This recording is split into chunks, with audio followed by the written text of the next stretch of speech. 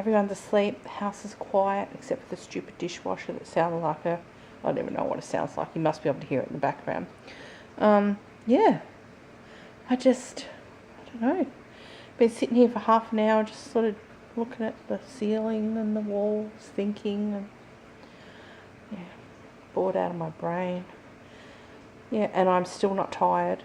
I mean, I just looked at myself in the mirror and I looked exhausted, but I'm not tired to sleep.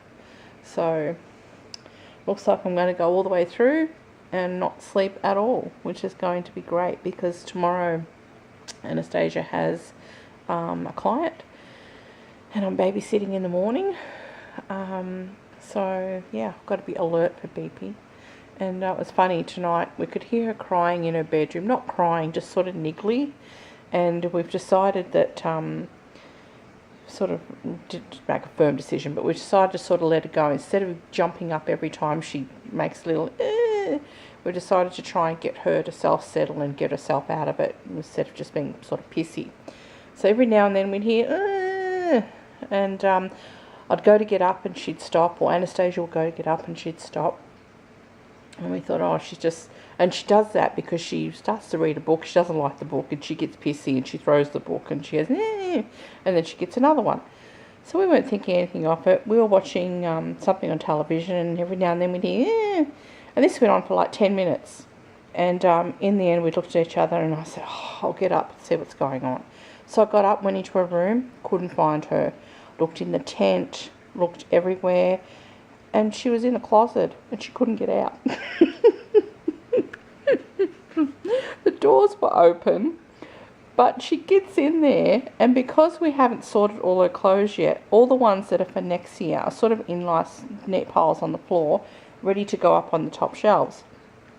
But she gets in there, because there's some fairy dresses in there with sequins on them for when she gets older. She gets in there and she plays with them and things like that. So what had happened was that she'd shoved all the clothes so far against the doors that they'd made a mound, and she couldn't get over the mound. So she was just sitting there playing with her clothes, and every, couple of minutes she'd try to get out and she couldn't. She'd have a fit and then go. And so we felt so terrible and so guilty because we thought that she was just trying to, just sooking. But all the time she was stuck in the closet with the doors open, I might add. Yeah, so... yeah, next time she goes in her room, we'll both be running to see what the problem is in case she's stuck in the damn closet again. We felt like such meanies, I tell you what, it was terrible. Yeah. What else have I got to tell you? Bibi had fish fingers for the first time tonight and she ate them.